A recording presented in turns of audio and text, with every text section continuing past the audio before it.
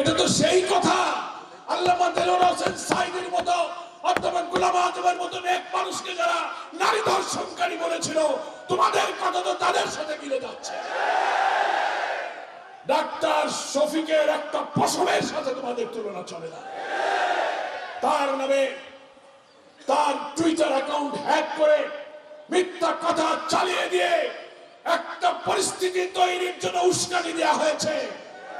রাতে যখন তার টুইটার অ্যাকাউন্ট হ্যাক করা হয়েছে, সাথে সাথে ছাত্র দলের ছেলেরা ঢাকা বিশ্ববিদ্যালয় বিক্ষোভ মিছিল দেখেছে।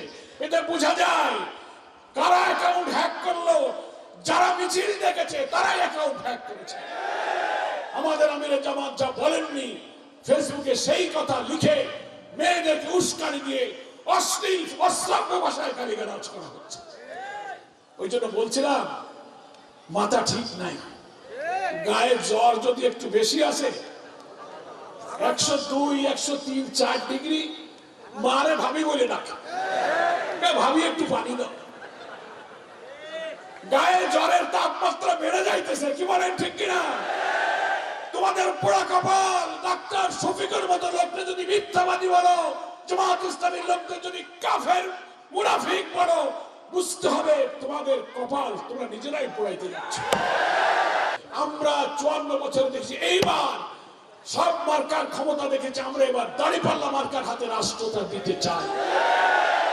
এই বিতর্ক 54 বছর পরে যারা এনে দেশকে বিভক্ত করেন, বুঝতে হবে তারা দিল্লির তাবেদারি করে দেশকে আবার ভাগ করতে চায়।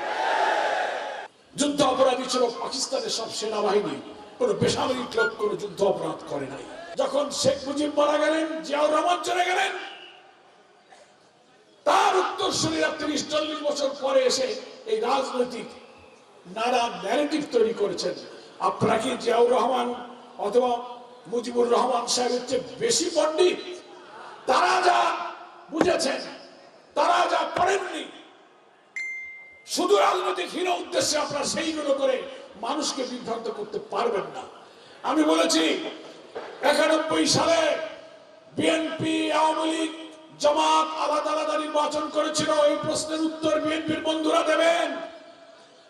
জামাত 18টা আসন পেয়েছিল, কোন জোট করেনি। আমরা একা 18টা সিট পেয়েছিলাম। বিএনপি এমন কিছু সিট পেল, আওয়ামী লীগ এমন কিছু সিট পেল, মেজরিটি না পেয়ে সরকার গঠন করতে আর পারে না। জামাতের 18টা সিট, তখন আওয়ামী লীগেরও দরকার, বিএনপিরও দরকার।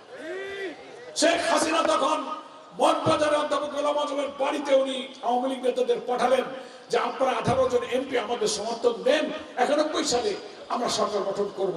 আপনাদের মনে আছে 91-তে আমিও এখানে দাঁড়িপাল্লা নির্বাচন করেছিলাম।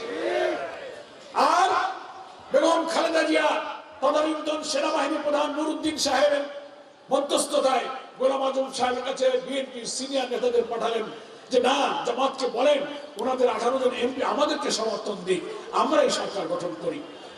অধ্যাপক গোলাম আযমের নেতৃত্বে জামাত ইসলামী পরিস্থিতি পর্যালোচনা করে সেই দিন আমরা বিএনপিকে সরকার গঠনে সাহায্য করেছিলাম।